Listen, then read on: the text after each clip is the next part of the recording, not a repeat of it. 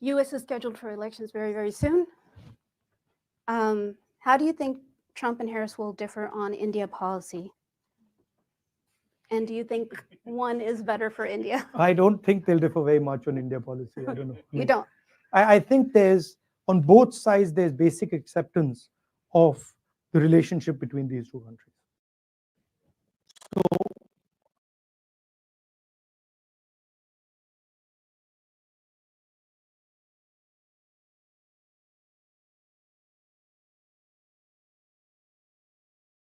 I don't think and I don't think the Democrats or the Republicans will differ very much. I might be completely wrong. Okay.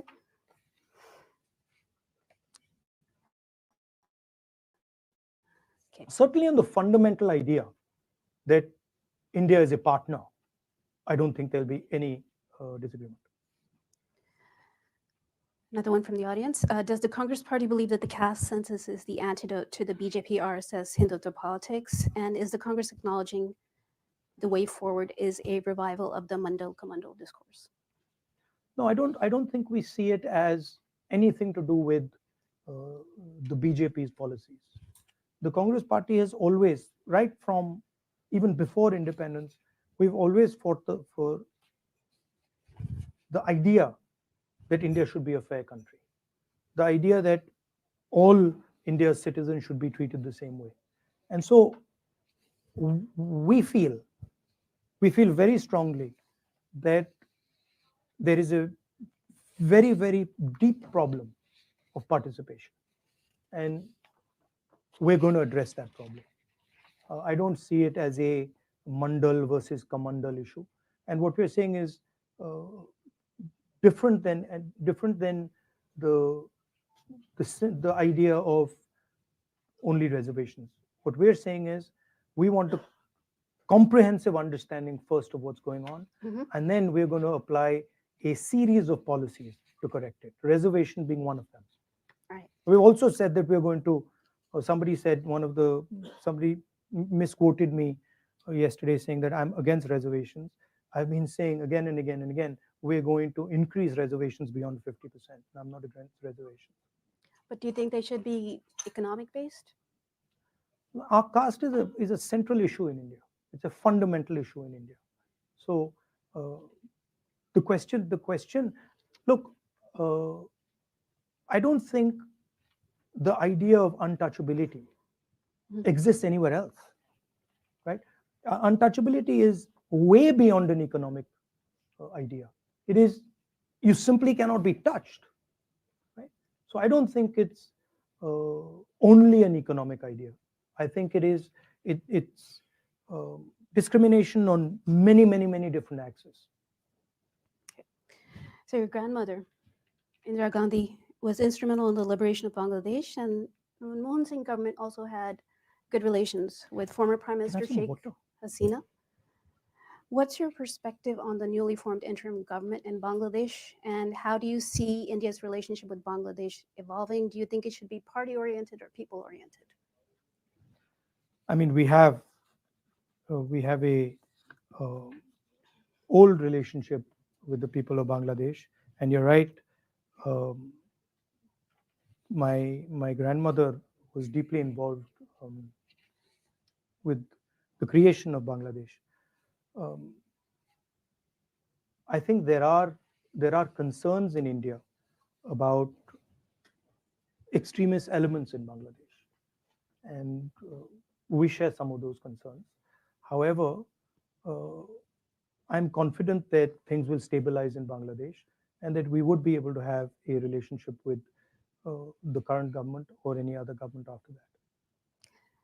So, in your meetings on Capitol Hill with lawmakers, was Bangladesh a focus of your discussions, particularly the attacks on minorities? We raised it, and they also spoke to us. Uh, Look, we are against any type of violence, and we want it to stop. And it's the responsibility, frankly, of the Bangladeshi government to stop it as soon as possible. Uh, and from our side, it's the responsibility of our government to put pressure so that that violence stops. Some observers say the US should exert more pressure on Prime Minister Modi, but others say external pressure makes little difference. What is your view, and what do you think the US posture should be toward India today? Pressure on what? On Mr. Modi? About what? About whatever the criticisms are against What are they? You know better. No, I'm asking. I don't. What are the criticisms? Um, It's interesting you can't say it. I don't want to say it. Yeah, it's interesting you don't want to say it. Democratic. I mean, we're supposed to have a freewheeling free press conversation, but you don't want to say it. That's interesting to me. Democratic backsliding, persecution of minorities, Yeah. Look, freedom of press. the fight for democracy in India is an Indian fight. It's, with all due respect, it's nothing to do with anybody else. It's our problem. And we'll take care of it. We'll fight, and we will make sure that that democracy is secure. However, it's important to understand that Indian democracy is more than just any normal democracy because of its size. And if you're talking about a democratic vision of the world, then Indian democracy has a large space in that vision. So I think it's important that the world sees Indian democracy as an asset, not just for India but for the rest of the world. Advising the United States on how they should deal with Mr. Modi is not my preserve. It's not my space. All right. We've yeah. Okay. So how do you see relations with Pakistan? Is the Kashmir issue holding the two nuclear nations back? No, Pakistan's instigation of terrorism in our country is holding the two countries back. We are not going to accept Pakistan carrying out terror acts in our country. We're just not going to accept it. Okay. And until they keep doing that, there's going to be problems between us. Okay.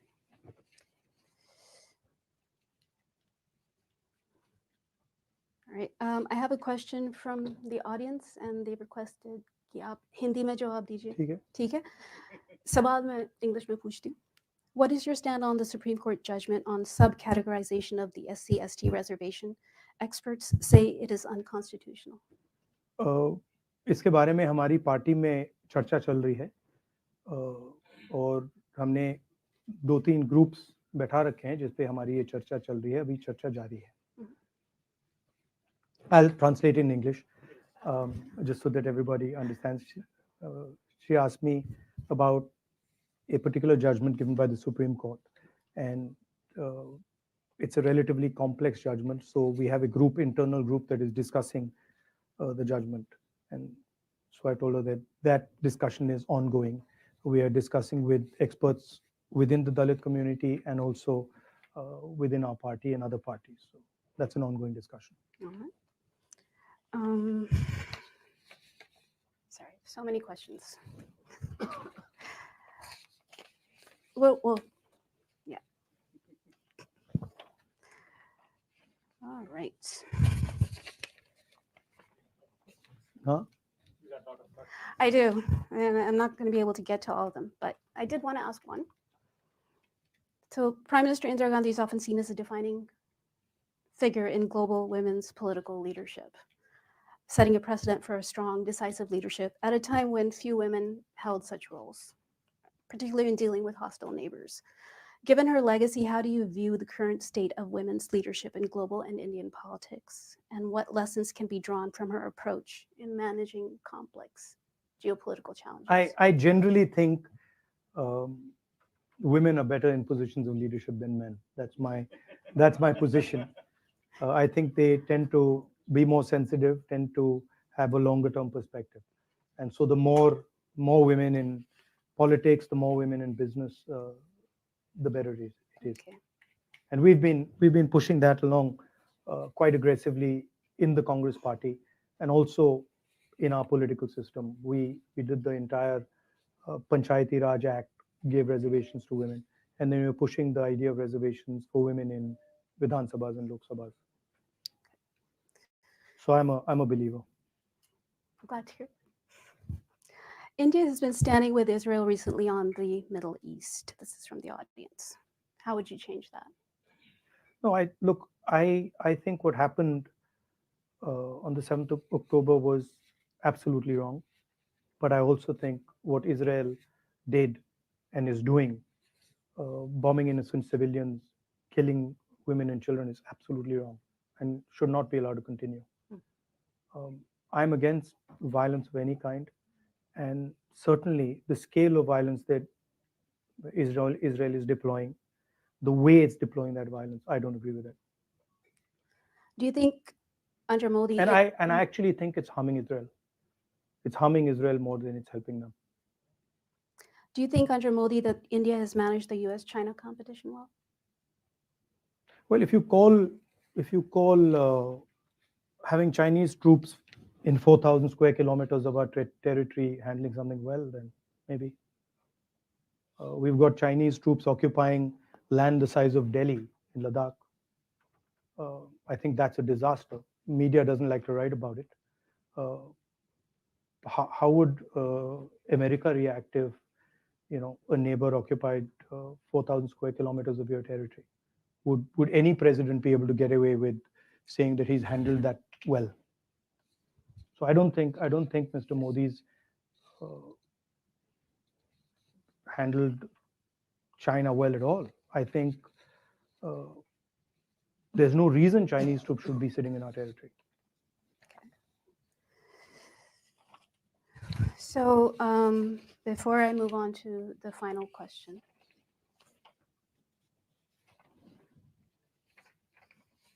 I did want to take a moment. I'm sorry.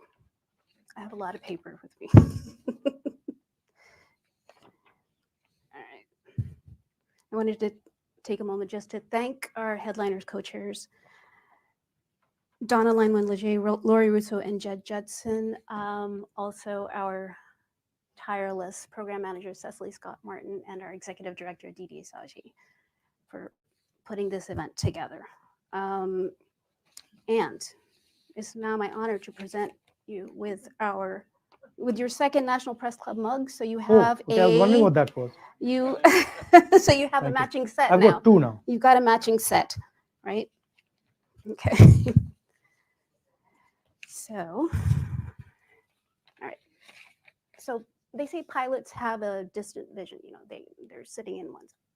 They're navigating towards a distant destination, right? Now, your father, Prime Minister Rajiv Gandhi, had the foresight to introduce computers in India at a time when many doubted its relevance in a country grappling with poverty. But it became a Including, by the way, Mr. Vajpayee, the Prime Minister. Yet it became a transformative leap for the nation. And India today is an IT powerhouse and a leading provider of IT services to the world because of Rajiv Gandhi's foresight, right? So you also have a pilot's license, right? Yeah. Okay. As a trained pilot with a visionary outlook. I got in the United States. As a trained pilot with a visionary outlook, what's your long-term vision for India's future? And what innovative steps do you believe could catapult India forward in a similar manner as your father did with the computer revolution? Well, I mean, I think it's more than what is my vision, right? I think what is the vision of the Indian people? I think that's more important, and understanding that and bringing that together is more important. I have my views, but I think what India wants and what India thinks is where a vision should come out of. I really see a huge opportunity for India in rethinking how we produce in the 21st century in a democratic environment. And that would then include AI, it would include robotics, it would include drones, it would include pretty much everything. Mhm. In order to do that, you would also need to build the infrastructure to do that. So it would include a whole set of things uh, that would make India, in a sense, an alternative producer, it, an alternative to the Chinese way of doing things. That's one aspect of it, right? The other aspect of it is the fairness. I think there's huge energy locked in uh, inside India, um, inside the social structure of India, and it's hidden. So India needs to start respecting the skills of its people, the skills of ordinary Indians. And we need to build a system that empowers them and links them to the banking system, provides them the technology to thrive. I think that for me is important. And the idea of caste, the idea of unfairness, the idea that you have two business people who control the entire uh, Indian business system. The fact that you have, they own, Mr. Adani owns airports, ports, the agricultural system, silos, the defense industry, everything. This is causing a lot of damage to India's productivity. So thinking about these things and making India a fairer place. I would be, if you ask me, how would you define success?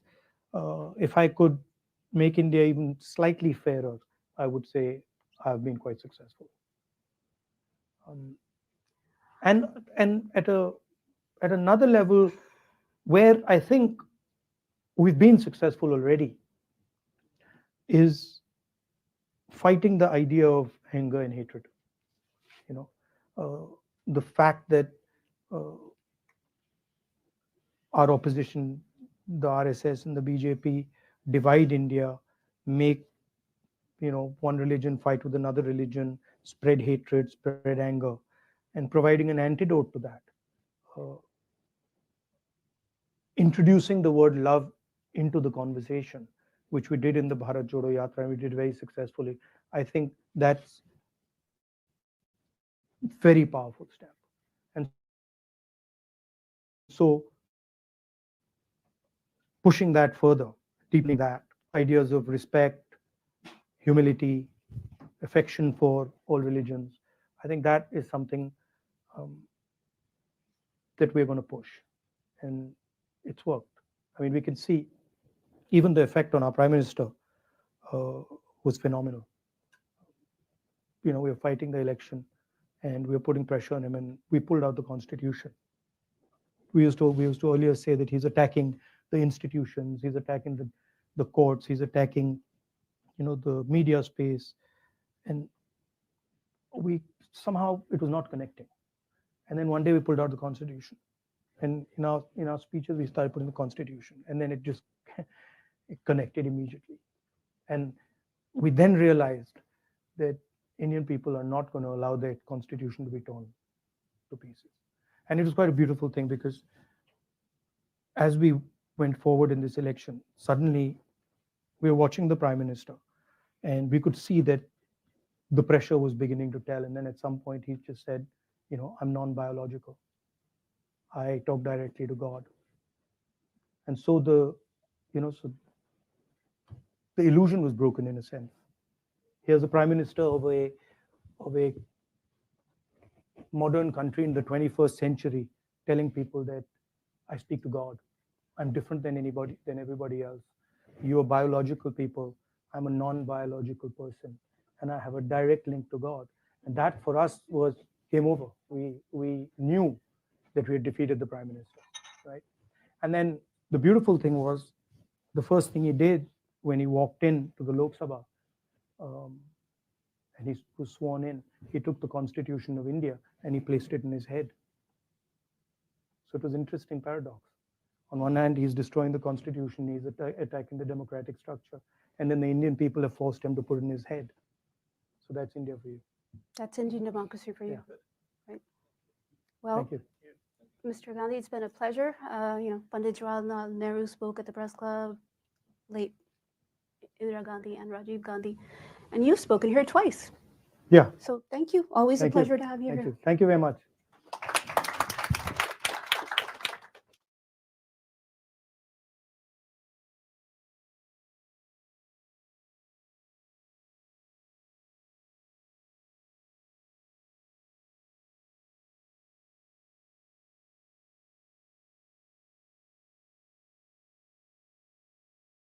Planners Newsmaker at the National Press Conference.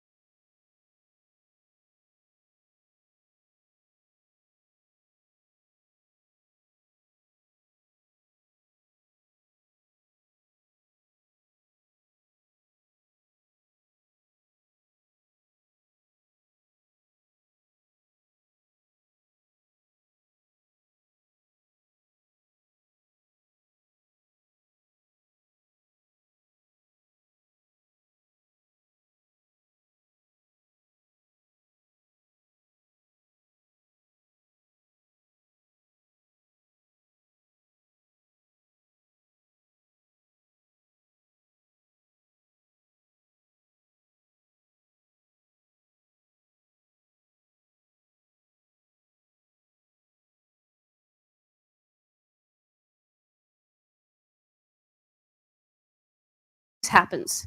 I'm Poonam Sharma, Secretary of the National Press Club and founder and editor of Global StratView. As we know, 2024 is a pivotal year for elections with more than 60 nations that have headed to the polls or are heading to the polls. Among these, India held the largest election in history from April to June with 950 million voters who participated over 7 phases to elect their new government. Our distinguished guest today, Rahul Gandhi, the leader of opposition in India's parliament, is no stranger to this stage, as this is his second time addressing the National Press Club.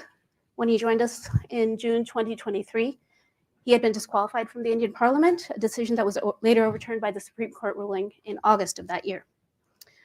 In this year's historic elections, Mr. Gandhi was re-elected to his seat in Wayanad in the southern Indian state of Kerala.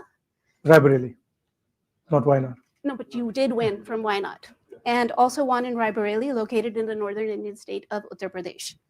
As the leader of the opposition in India's parliament, Mr. Gandhi heads the Indian National Development Inclusive Alliance, a coalition of opposition parties that holds 234 seats, just 30 short of a majority. He's a vocal critic of Indian Prime Minister Narendra Modi. Mr. Gandhi entered politics in 2004 and has been a key figure in India's political landscape. Today, he joins us to share his thoughts on the future of Indian democracy, freedom of speech, and pathways toward sustainable and inclusive growth. Please join me in giving a warm National Press Club welcome to Mr. Rahul Gandhi. Thank you.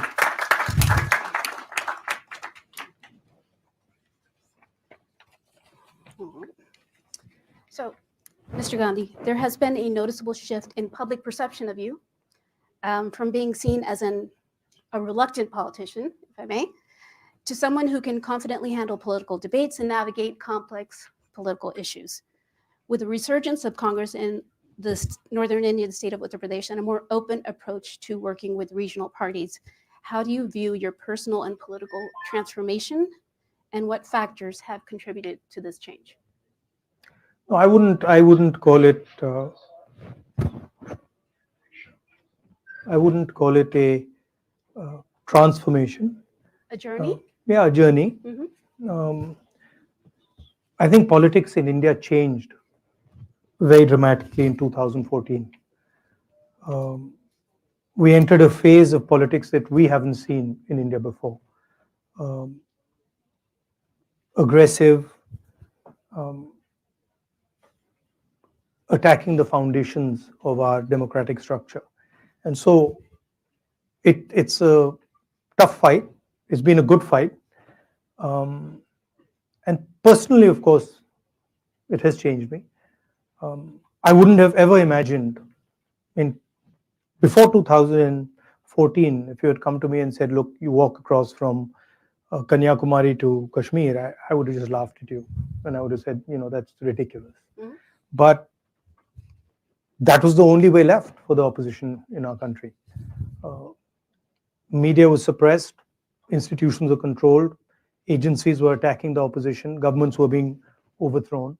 And we found that literally the only way was to go directly to the people of India.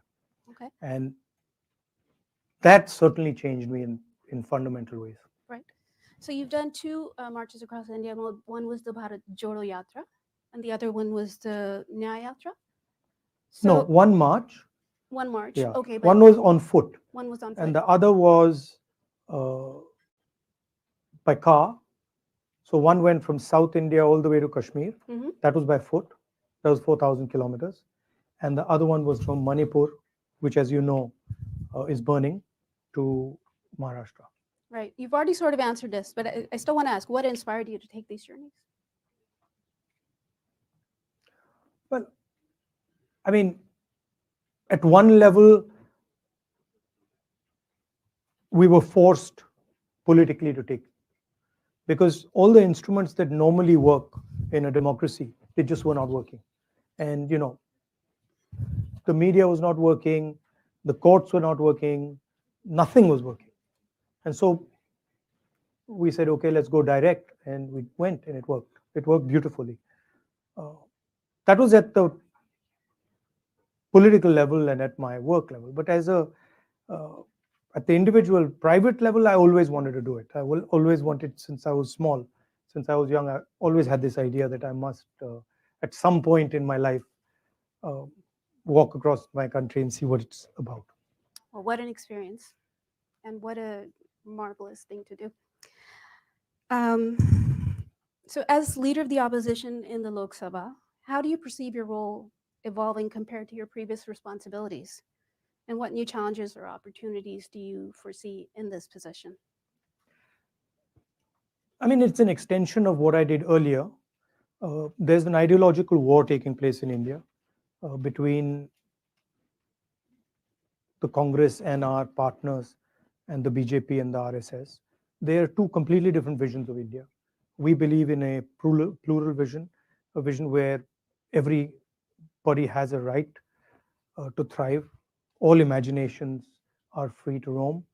Uh, an India where you're not persecuted because of what religion you believe in, or what community you come from, or which language you speak, versus a much harsher, centralizing vision. And so that's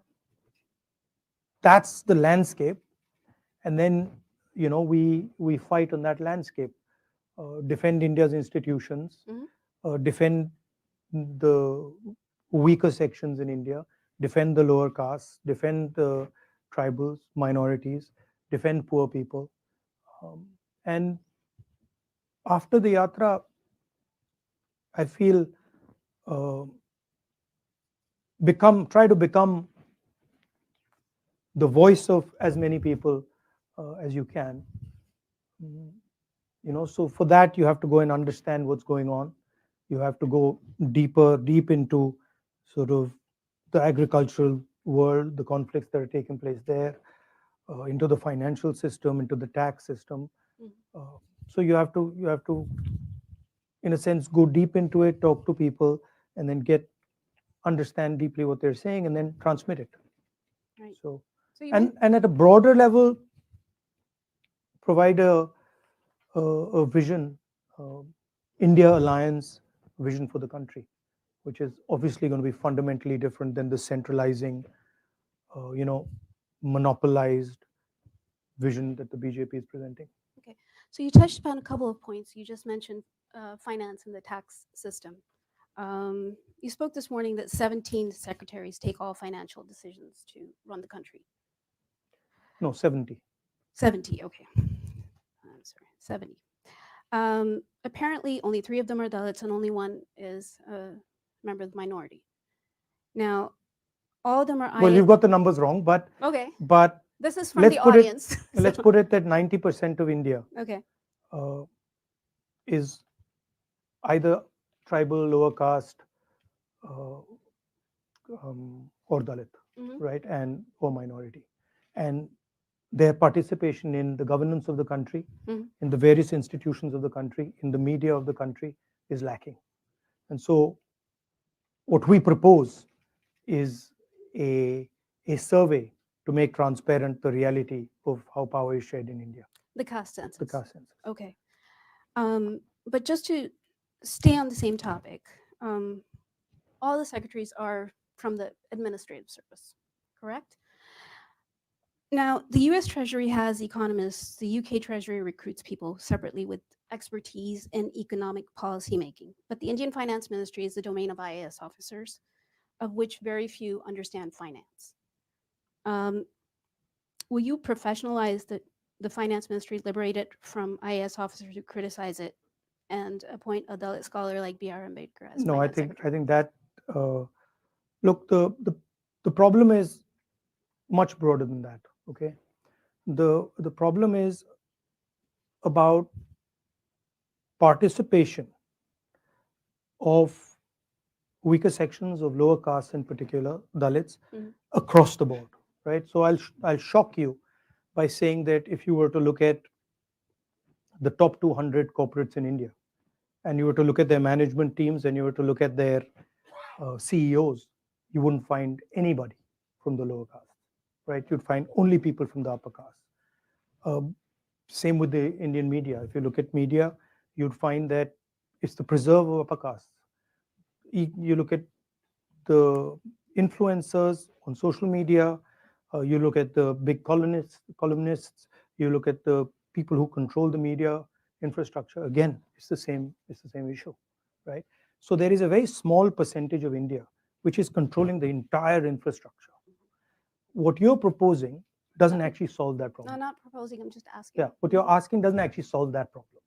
That problem is a much broader problem, and it's the first step in understanding that problem is actually in understanding what the reality is. Hmm. So, what is the participation uh, of lower castes, of tribals, of Dalits in, for example, the corporate world? What is the participation in the media? What is the participation in our bureaucracy? The point I made about the secretaries is that if you look at the Indian government, 70 secretaries basically determine the direction of it, Hmm. right? And I made this point again and again in the election that 90% of India doesn't have representation among those people. Okay, Right. just as a follow up, um, a lot of government posts are lying vacant, and many government agencies are actually hiring people through contract and not as direct hires. Exactly. So then, how can you ensure Well, we propose to change that. you propose to So change in our that? manifesto, we're very clear that this idea of contractual labor, Hmm. we don't accept it.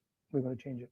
Right, Right. and many agencies are doing that to also reduce their overhead because of government Yes, expenditure. but that's true. Hmm. Uh, some of that is happening, but a huge part of it is happening to basically exclude people from lower caste. Because when you look at who are the contractors, they're they're not lower caste people, right? So the question for me and for the India Alliance is India fair? And we've been now independent for many years.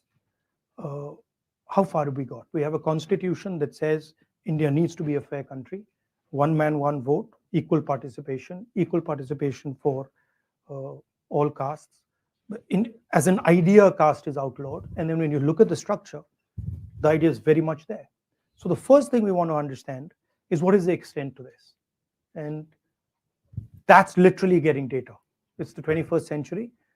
Everybody talks about data. Mhm. We want data on fairness in India. All right. And once we get data on fairness in India, then we can make policy proposals to correct it. Okay, so India's biggest problem is also unemployment. Yeah. Right? So, what is your vision, and especially what is your government doing, say, in Karnataka, to create large scale employment opportunities? So I've been saying here in the United States that the West, America, Europe, and India The West used to be the producer of the world. If you wanted to buy a car in the 60s, you bought an American car. Mhm. You wanted to buy a washing machine, you wanted to buy a refrigerator, you bought an American refrigerator, you bought an American washing machine, American television. You guys were at the forefront of that, right? And then somewhere along the line, uh, America decided, India decided, and the West decided that we're just going to stop. And we handed the whole thing to the Chinese. Now, uh, for a country like India to simply say that, look, we are going to ignore manufacturing and we're only going to run a services economy means you can't give employment to your people, right? Mm. So one of the things I'm interested in is thinking about the act of production, also called manufacturing. Today, if you look at what most American companies do, look at what most Indian companies, most European countries do, they organize consumption. Uber organizes consumption. Uh, Organizing consumption is easy. Organizing production is a completely different ballgame, much more complicated. You have to deal with things when you organize production that you simply don't have to deal with when you organize consumption. So to me, there's a huge opportunity for India and the United States Mhm. to regain that ability to produce, All right. right? And we don't want to do it like the Chinese are doing it. We don't want to do it in an environment which is non-democratic, which is not liberal. So the real question for the 21st century, the Chinese have placed a production vision on the table. It's a non-democratic production vision. Can the United States and India answer that by placing a vision for production in a democratic, free society? Okay. And I think that's where a lot of answers lie. All right. Now, to complete, Mhm. uh, we have a government in Karnataka, we have a government in Telangana, and what we're doing is there are multiple different areas. Each area in India has its own specialty of production, right? If you go to pretty much any district, Bellary in Karnataka has uh, a very deep uh, textile industry which has been destroyed. So we are looking at these pockets of excellence and then trying to bring modern technology, financial support to build them. So the vision would be more of a decentralized production system. Unlike China, which is huge factories, we would be thinking about smaller and small medium businesses uh, and embedding modern technology into that. We're testing some of these ideas in Karnataka and Telangana. Right. And then you'll roll it out to That's rest of generally how we operate. Okay. All right. So while we touched upon India and the U.S., the India-U.S. nuclear deal led by Prime Minister Manmohan Singh was a landmark step in India-U.S. bilateral relations. What do you see as the long-term prospects for India-U.S. relations, especially in terms of strategic partnerships? You've touched upon it a little bit, but if you could elaborate.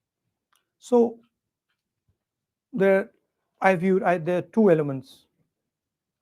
The first is the defense cooperation, which is important, and I think we do a good job there.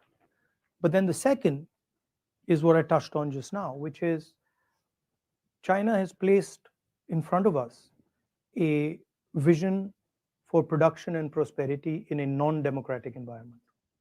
Right? What is our response? Are we simply going to just sit there and say, okay, China can be the producer of the world Hmm. and we're not going to do anything? Or do we have a response? What is our response to the Belt and Road? Right? I don't see one. So to me, that's really where US and India cooperation needs to go. How can we provide a democratic vision of production of manufacturing uh, that actually works to the rest of the world? And I think both countries bring different things to the table. And I think there's a huge opportunity there. Okay. So just staying on India and U.S., is there a political consensus within India on deepening strategic ties with the U.S.?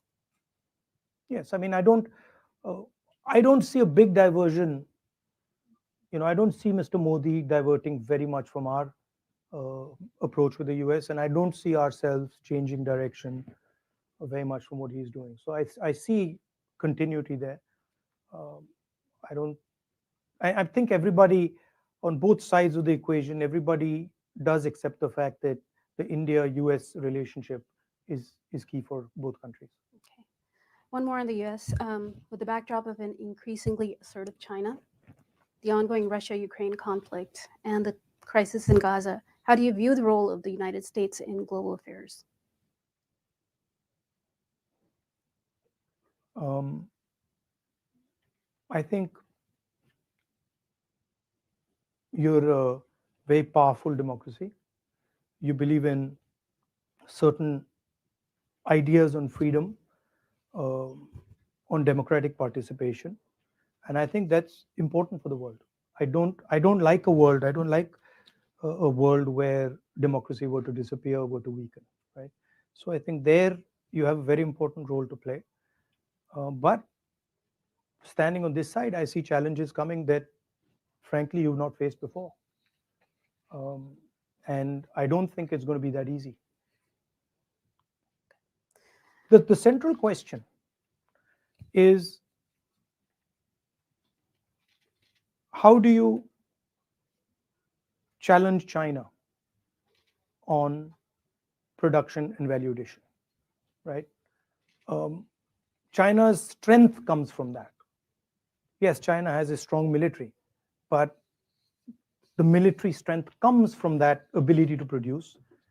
It comes from Americans buying Chinese product. It comes from Indians buying Chinese product. And what are you going to do about it? Because we can't carry on this trajectory. Certainly, I can talk for India. We simply cannot go forward without building a manufacturing base, without involving large numbers of our people, uh, you know, creating jobs for them. So for us, it's, we're not a Singapore where we can say, oh, now we'll do services and everything would be fine. We can't do it. We have over 1 billion people, and we have to give them an answer. And that answer can only come from production. Okay. One on national security. With India facing complex security challenges, particularly along its external borders, with two hostile nuclear armed neighbors, as seen in incidents like Galwan in 2020, what's your perspective on ensuring a comprehensive national security policy? How should India navigate this volatile geopolitical environment? And you've spoken about Very the carefully, border. You've spoken about the Ladakh border without before. making too many mistakes. No, I think, look, the world is changing. There's a huge increase in China's power. China is our neighbor. We have a relationship with the United States. So we are right in the middle of all this geopolitical change, and so uh, we have to have a long-term vision, uh, strategic vision, and it shouldn't be one tactical move after another tactical move. It should be, okay, this is how we're thinking about it for the long term. This is the basic foundation, and we're going to walk on this path. I think the central elements of that, from our perspective, have to be uh, the democratic idea. Have to be the central ideas uh, that our freedom fighters and Mahatma Gandhi and others fought for, which is peace, non-violence, cooperation, harmony. All right. But it's difficult to do with an aggressive neighbor. Yeah, but India's pretty smart at doing these type of things. I mean, we can maneuver. I'm confident about that. But it's important that, to do this properly, you have to have a very good sense of who you are and what your own nature is. Right. And that's where I don't agree with the current dispensation. When you imagine yourself to be something you're not, that's when the problems come, right? India is a very plural country. India is an open country. India is not one idea. India is multiple ideas. And when you imagine yourself to be something you're not, that's when all your strategic problems start. So I've just gotten a bunch. I mean, of, we're Mhm. weakening our biggest asset, right? Our biggest strategic asset, India's biggest strategic asset, which is our democracy, which is just not India's asset, it is the world's asset because it's so big, it's a global public good. It's being attacked in India, right? And that is the foundation. That's the foundation of uh, all our strategic imperatives. Right. So you say, I mean, democracy is being attacked, and I've had this conversation with Mr. Petroda that the Indian voter is very resilient and very knowledgeable. It's not, and if you see the election results, does it give you more hope for democracy in India? I mean, Yeah, I mean, recent. it does look, but Okay. it's not good enough to say that the Indian voter is resilient and knowledgeable because the Indian voter is informed by a whole set of structures, right? So if we don't have a level playing field, Mhm. the voter might be very knowledgeable and well, and resilient.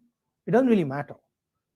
We fought an election with our bank accounts frozen, right? Now, I don't know. I mean, I don't know any democracy where that's happened.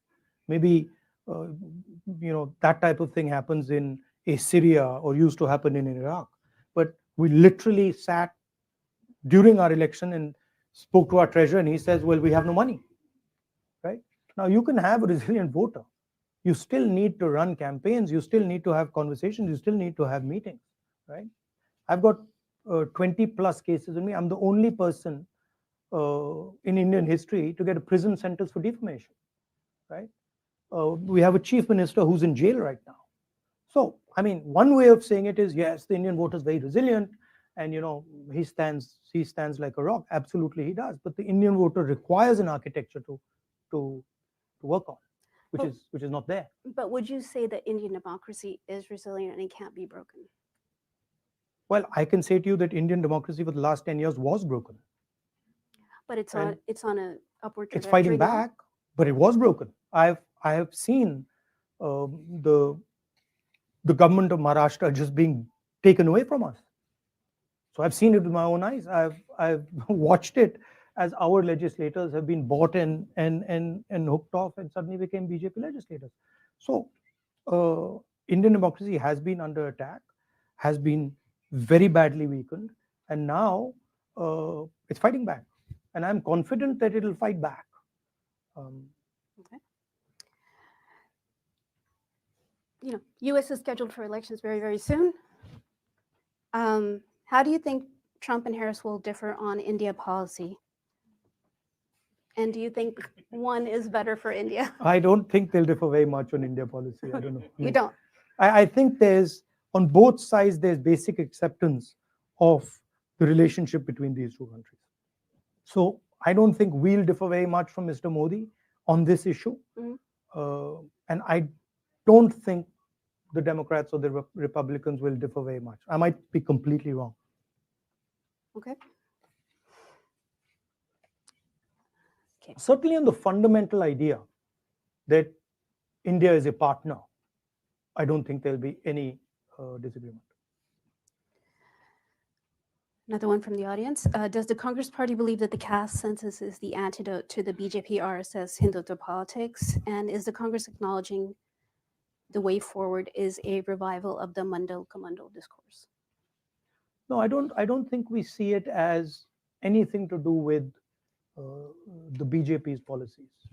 The Congress Party has always, right from even before independence, we've always fought for the idea that India should be a fair country, the idea that all India's citizens should be treated the same way. And so we feel very strongly that there is a very, very deep problem of participation. And we're going to address that problem. I don't see it as a Mandal versus Kamandal issue. And what we're saying is uh, different than the the idea of only reservations. What we're saying is we want a comprehensive understanding first of what's going on, Mhm. and then we're going to apply a series of policies to correct it. Reservation being one of them. Right. We've also said that we're going to Or somebody said somebody misquoted me yesterday saying that I'm against reservations. I've been saying again and again and again, we're going to increase reservations beyond 50%. I'm not against reservations. But do you think they should be economic?